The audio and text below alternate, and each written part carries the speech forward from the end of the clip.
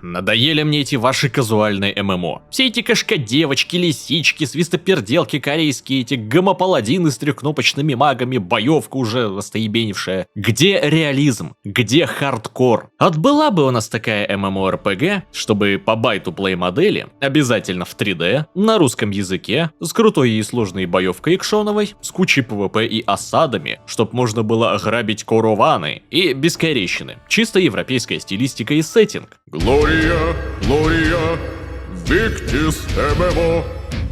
Средневековая. Простите. Последнее время я очень сильно заинтересовался необычными, хардкорными, иммерсивными ММО-РПГ со сложными механиками. Даже несмотря на то, что я в жанр ММО пришел довольно поздно, в 2012 году начал прям активно играть. А это как раз расцвет казуальщины и гиперупрощения механик. То есть да, я в ММО не с каких-то там 90-х или ранних 2000-х, тем не менее, я очень сильно люблю эстетику олдовых ММО-РПГ. Та же Ultima, RuneScape, WoW Classic на крайняк. Для меня луговые собачки из старого Варкрафта душевнее и ламповее всей современной ММО-индустрии вместе взятой. И проблема современных ММО в том, что 90% из них стали такими полусессионными сервисами, в которых большая часть геймплея в соло никак не мотивирует на социалку, и твое влияние на мир ограничено скриптами. Все стали такими пусечками, ПВП только по желанию, раздевать никого нельзя, и потихоньку это начинает удручать. И вроде вот жанр ММО развивается, а вроде это уже и не ММО какое-то вовсе.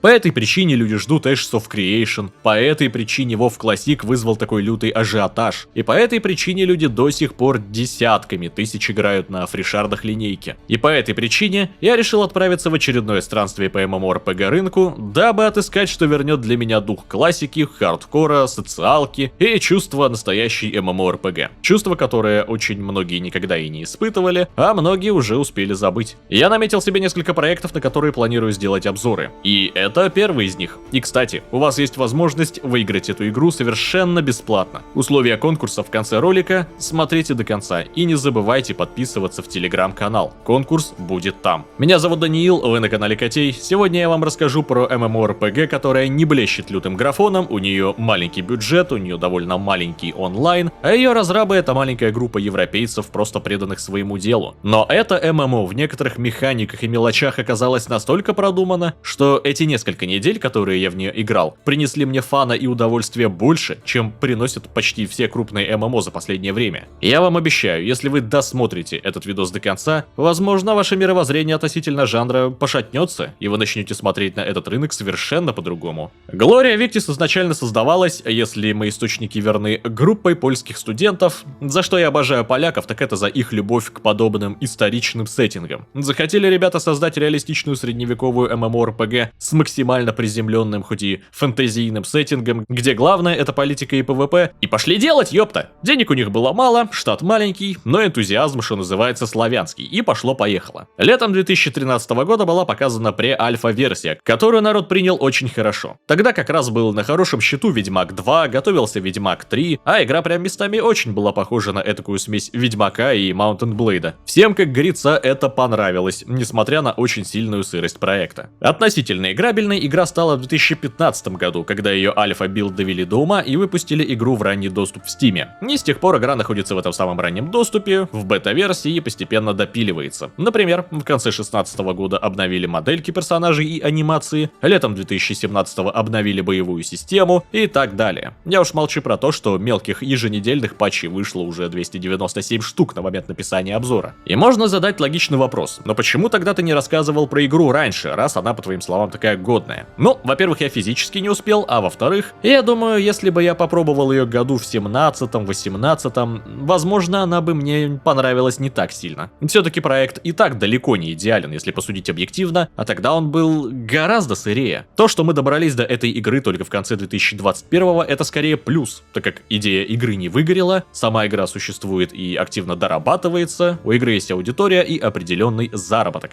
Короче говоря, она прошла проверку временем, а это важно. важно. Вы не представляете, сколько индюшатины и, в принципе, ММОшек не дожила до релиза и не прожила даже 5 лет. Хоть новую рубрику открывай. А что, идея? Первое, на что ты сразу обращаешь внимание при входе, в игре есть русский. Да, перевод только от сообщества, но какая разница? Он есть. Твою ж налево. В маленькой польской инди-ММО есть русский, а у этих ваших AAA ММО от гигантов геймдева нет. Польша стронг. Создание персонажа тут следующее. У нас есть 3 фракции, основанные на реальных народах. Империя Сангмар, своего рода местные то ли арабы, то ли греки, зависит от места рождения. Исмир, ясное дело, северяне. И, собственно, Мидланд, типикал феодальные европейцы. Фракция, по сути, особо ни на что не влияет в целях баланса. Только на столицу, собственно, и ваш цвет в ПВП. Разумеется, я пошел играть за викингов, потому что по цвету они голубые и при этом мускулистые, бородатые, красивые мужики.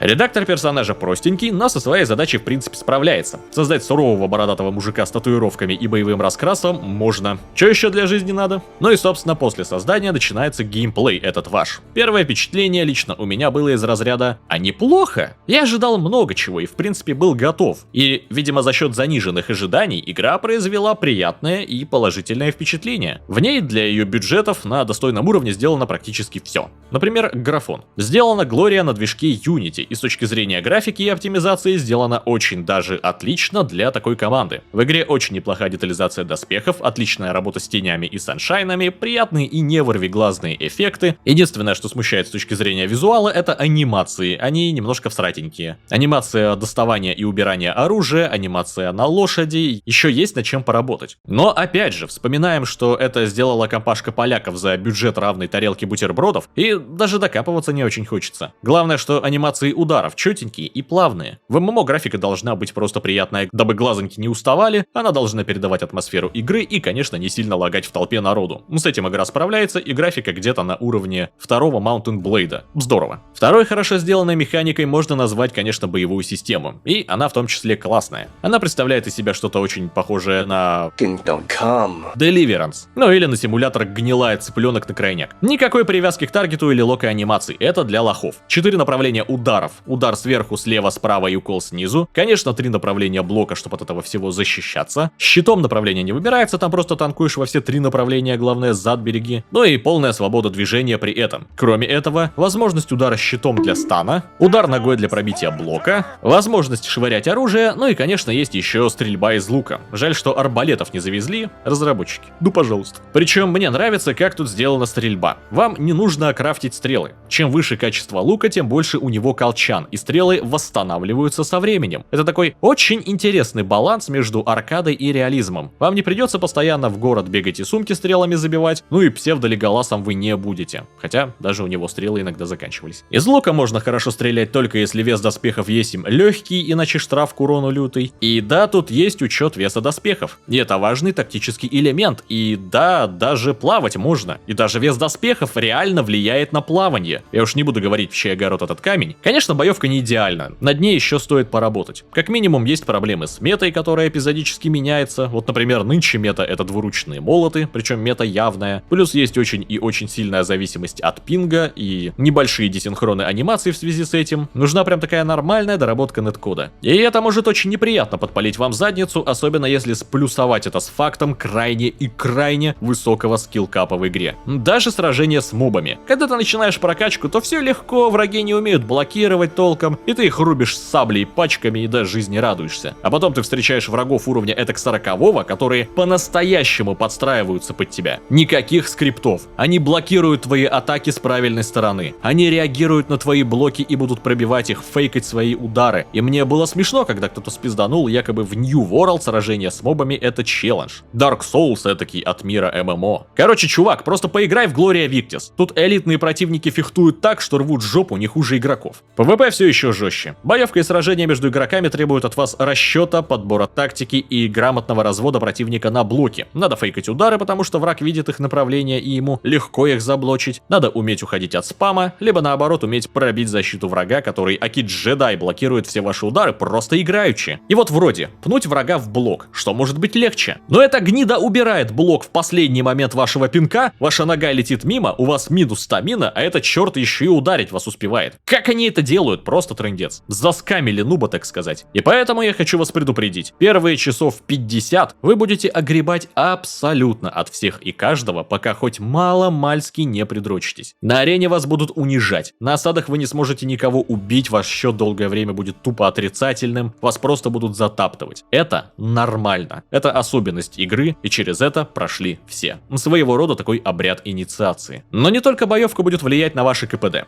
Конечно, у игры есть прокачка и шмот. Прокачка тут сделана в этом Albion онлайн стиле, но не совсем. В игре 100 уровней. Из 1 по 60 примерно вас ведет цепочка квестов. Простая, и заключается она сугубо в «убей, принеси, отойди и не мешай». Но и в обучении базовым механикам игры, и чтобы вы привыкли к боевке. После того, как квесты у вас кончатся, вам надо где-то докачиваться. И тут встает крайне острый вопрос групповых активностей, потому что единственный способ адекватно прокачаться — это вступить в клан и бегать с ними по всем тем же активностям, по которым бегают они, собственно. Например, я вот играл с кланом Варангианс, то бишь варяги, за фракцию Исмир, то бишь за викингов. Офигенные ребята, дружные, веселые и для своего количества очень сильные в плане влияния на карту. Держат замок Аквитания, держат уже очень давно. Однажды они держали этот замок на протяжении 5 дней подряд, да. И несмотря на вражеский численный перевес, противники соизволили вкусить половой орган варяжский. Да так, что потом описывали это в мемуарах и поэмах, рассказывая, что варяжские кожаные клинки были с привкусом добротной медовухи. До чего странный народ, и до чего специфичны у них развлечения. Эх. Ну да ладно. В общем, если хотите быстро прокачаться, одеться и освоиться в игре, а также стать частью одного из самых сильных кланов, милости прошу в варяги, ссылка на их дискорд будет в описании, плюс в чате фракции они постоянно обитают, кричите. Так, про чем мы там разговариваем? А, прокачка. Во-первых, за левела вы получаете очки характеристик и очки талантов. С характеристиками все понятно, кидаем в те параметры, на которых основывается наш билд, и таланты в целом тоже. Идем от конкретных талантов к конкретным, в зависимости от того, с каким оружием и в каком стиле мы играем. В принципе, запороть перса тут нельзя. Первый раз можете раскидать интуитивно, вам дадут несколько раз сбросить это все дело. Ваша главная задача — это понять, как вы хотите играть и какой геймплей с каким оружием вам интересен. Ведь тут можно быть и лютым гипердамажным берсерком, и великолепным дуэлянтом с кинжалом, и боевым медиком, и даже всадником. Да, отдельные билды на всадника, офигеть. И конечно, для эффективности вам нужен шмот.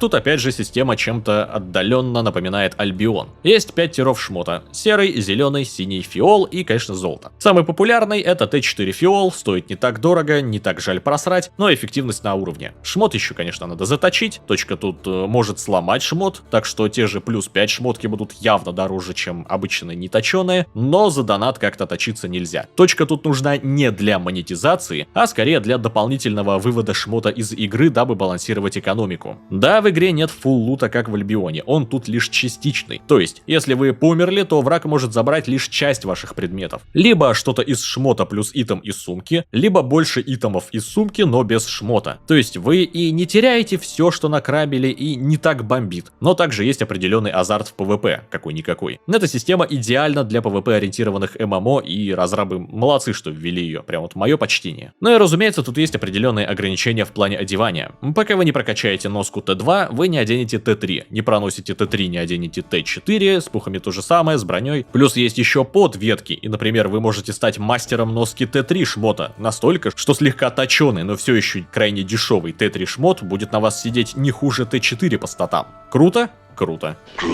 Ну и, собственно, одеваться надо ради контента. Активностей тут много. Все завязано на различного рода ивентах, либо на политической движухе. Из ивентов можно выделить те же катакомбы, где есть несколько боссов, и их надо успеть забрать раньше, чем это сделает вражеская фракция. И да, в катакомбах регулярно происходят замесы за этих боссов. Есть ивенты по типу батлграундов, где надо собирать печати, убивать боссов и файтиться ради спецвалюты. Ну и, конечно, глобальные события вроде турниров, где сначала идет жесткая и лютая пизделова за удержание флагов, а потом этакая мини-осада. Есть крутой ивент «Смертельный урожай», суть которого начать захват вражеских территорий в open world, и чем больше объектов вы держите, тем больше очков получает фракция, и тем выше награда и ваши рейтинги, собственно. Своего рода начинается жесткий симулятор Сиродила из СОАГа. Осады, удержание точек, сжигание ферм и лесопилок. Конечно, есть возможность сходить на арену 1 на 1, на которой очень, кстати, неплохо качаться. Да, разрабы предусмотрели, что вас будут там трахать в 9,5 случаях из 10, так что даже за проигрыш вы будете получать неплохой буст к XP. А уж если выиграете, Плюс потренируйтесь заодно, если жопа не сгорит от своей беспомощности перед гигачадами местными, которые живут на этой арене. На каких-то ивентах нет выпадения шмота, на каких-то есть. В любом случае, тут всегда есть куда сбегать и чем заняться. Буквально и каждые полчаса, а то и чаще какой-то движ. Ивенты порой друг на друга накладываются, просто передохнуть не успеваешь. На этих ивентах ты докачаешься, фармишь валюту, тренируешься. Но главное тут это, конечно, битва за замки. В центре карты есть несколько клановых замков, и их надо захватывать. Это можно делать либо каждую субботу, когда абсолютно со всех замков падает защита в определенное время и начинается Вьетнам, либо осаду можно стригерить в любой другой день недели. Для этого надо набить так называемый токен, убивая стражников замка. Триггерится осада, и защитникам даются сутки на подготовку. Приходите на следующий день и пытаетесь забрать его, либо же удержать. Держать замок — это довольно большая привилегия, так как в замке есть практически бесконечный запас ресурсов и их пассивное накопление, а ресурсы — это шмот, еда, золото. Однако мало просто захватить замок, в него тоже надо вложить кое-чего. Чтобы рабочие работали, их надо кормить, чтобы замок можно было оборонять, нужны прочные стены, ворота, баллисты, все это надо построить. Причем эта механика сделана в виде такого крутого типа градостроительного симулятора, который настолько зашел людям, что разработчики сделали из этого отдельную игру, похожую на This is War of Mine. Охуеть! Ну и собственно замок надо, конечно, удержать. Из-за этого в игре идут самые настоящие политические игрища, когда ради замка люди предают своих и меняют фракцию, когда две вражеские фракции объединяются, дабы забрать замок у третьей разожравшейся и дестабилизировать их топовый клан. Засыл шпионов в дискорды, дабы те следили за планами противников. И ты понимаешь, да, я реально играю в ММО. Но и сами осады — это просто онлайновый Mountain Blade. Это томительное ожидание перед осадой. Слушаешь, как лидеры обсуждают тактику, как разведчики на конях докладывают о перемещениях противника. Все стоят, ждут, ставят палаточные лагеря, кушают, тренируются. Затем вы с колонной выезжаете к позициям. И начинается штурм. Стены щитов и удержание врагов в узких проходах, раши и тактические отступления, возможность ломать ворота и стены, причем не только осадными машинами, можно помогать своему тарану, например, топором прорубая ворота, факелом поджигая деревянные башни, киркой ломая каменные стены. В тебя летят стрелы, льется кипящее масло, катапульты швыряют камни, там что-то горит, и это надо тушить водой, тогда же такая механика есть. А сражение — это одна сплошная средневековая мясорубка. Лязг металла, крики, литры крови, раненые солдаты, которые пытаются подняться на ноги, и, конечно, вкус победы или же горечь поражения. И это замечательно. Погружение просто 10 из 10. А потом ты состаришься и будешь рассказывать своим внукам у камина истории про свои военные подвиги. Ребята, было очень много этих ситуациях. И по мне стреляли, и я упал в лужу нахуй, блядь. И лежал нахуй. Крафт тут, конечно, тоже есть. Он не особо замороченный и довольно классический. Собирай ресурсы, добывай рецепты и качай умения, дабы была возможность сделать топовые шмотки, топовые расходники, которые тут всегда востребованы. Из мелочей приятных разве что могу назвать такую тему, что можно крафтить и в чистом поле, но чтобы КПД было выше, лучше крафтить у специализированных станков. В остальном про крафт сказать сильно нечего. Он есть, он очень востребован, но выполнен весьма стандартно. Есть такие ремесла вроде археологии, огородничества, рыбалка, конечно же. Короче, ради крафта поиграть тоже вполне себе можно. И он здесь именно что живой, с живой экономикой. Ну и один из еще крайне важных плюсов игры — это внимание к мелким механикам и деталям. Это та вещь, которой пренебрегают порой даже крупные ММО. Например, система еды. Вам надо кушать, чтобы заполнять индикатор желудка. Ведь голодный воин — это плохой воин. И плюс в том, что не надо жрать тоннами, как в выживаче. Нет, тут просто надо раз в полчасика-час подкрепиться, и это не напрягает. Кроме этого, есть еще качество еды, от 1 до 10. И вам нужно кушать хорошую еду, чтобы средний уровень желудка был не меньше 7, так как на одном хлебе с водой много не навоюешь. Не сдохнешь, конечно, но и силушки богатырской уж точно не прибавится. И кулинария тут тоже очень ценится, как в принципе любой крафт, чего уж. Ваша лошадь стареет. Кажется, раз в 3 месяца вам придется обновлять маунта, потому что ваша старушка уже совсем не годится для боя. Покупать или ловить лошадей в мире решать уже вам. И да, ловля коней присутствует. Ну и собственно вам надо тренировать свою лошадь. Прокачивать ей статы, вроде скорости, выносливости или маневренности. Про вес доспехов я вам уже говорил, и про их архиважное влияние на персонажа, но про параметры защиты не говорил. Разрабы сделали все правильно и сделали систему а-ля камень, ножницы, бумага, точнее 3 вида урона. Режущий, колющий и дробящий. Режущий хорош против легких доспехов, колющий против средних, а дробящий против тяжелых. Так что вам еще надо грамотно подбирать оружие и снаряжение. Тоже важный фактор. Возможность устраивать засады. Тоже мелочь, а приятно. Садишься, и твой значок не виден врагу. Они заходят на твою позицию и ничего не подозревают, ну а вы им устраиваете. Surprise, motherfucker! Ну и возможность игры от первого лица. Конечно, сделано кривовато, но эпизодически подрубать почему бы и нет. Плюс к погружению. Ёбаный рот этого казино, блядь!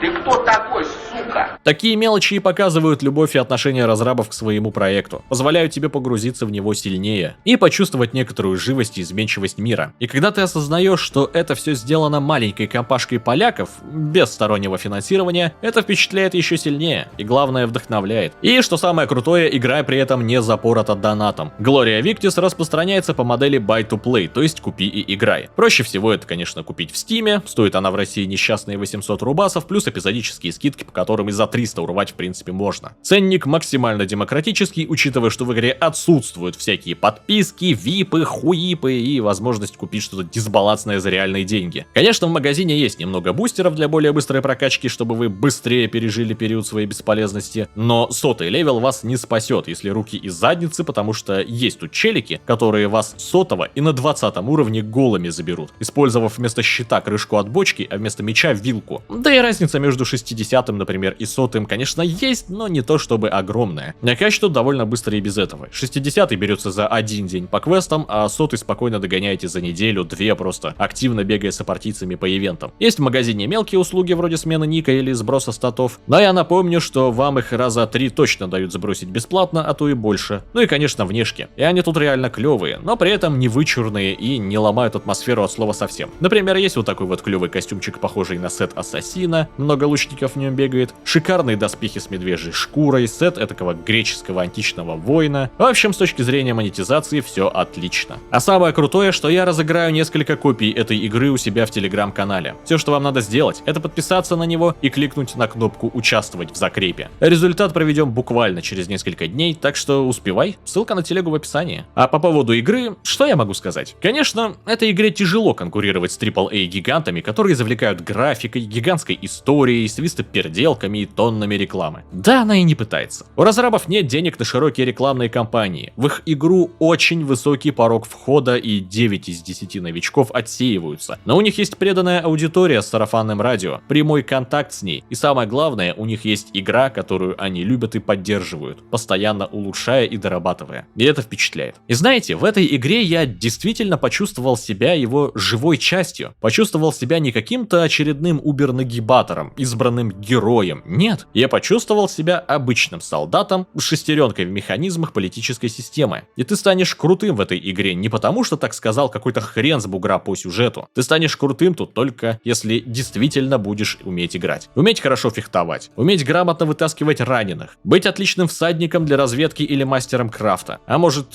ты гений тактики и отличный координатор. Все зависит от тебя. Насколько игра хардкорная? Я не могу назвать ее прям хардкорной. Она сохраняет идеальный баланс между сложностью и аркадой. Система еды есть, но она не напрягает. Выпадение лута есть, но тебя не раздевают полностью, только частично. ПВП очень много, но есть много возможностей безопасного ПВП фана ради. Единственное, что в ней действительно хардкорно, это ее боевая система. И вам понадобится не один десяток часов, чтобы понять ее и отточить свое мастерство фехтования, чтобы начать хоть кого-то убивать один на один. Gloria Victis прошла гигантский и сложный путь развития. И сейчас проект дошел до той стадии, где даже я, гиперпредвзятый и вечно все засирающий человек, могу сказать да. Поиграть в это стоит. Скорее всего, вы не протянете в ней и неделю и просто сбежите. Но эмоций вам хватит надолго. Таков путь. Я всеми силами одобряю и поддерживаю эту игру. Если вдруг разработчики каким-то чудом посмотрят этот ролик, кто знает. Я не силен в польском, но я попробую. Хлопаки с Black Eye Games. Jesteście wspaniałymi koleżami. Tak Джимай. Dziękuję за wielkie эмоции. Что касаемо меня лично, при всем желании я не могу пока остаться в игре. Долг зовет. Есть еще несколько довольно хардкорных и интересных ММО, которые я обязан изучить. Спасибо клану Varangians за помощь в игре. Всегда буду рад поиграть с вами снова. Неважно в каком проекте. Хотя, конечно, буду стараться забегать в гости и в Глории. И, конечно, спасибо тебе, дорогой зритель, за просмотр. За то, что не забываешь поддерживать видео лайком и комментарием, а также за то, что подписываешься на канал с колокольчиком и заглядываешь по ссылкам в описании. Особенно в Телеграм. А на сегодня все.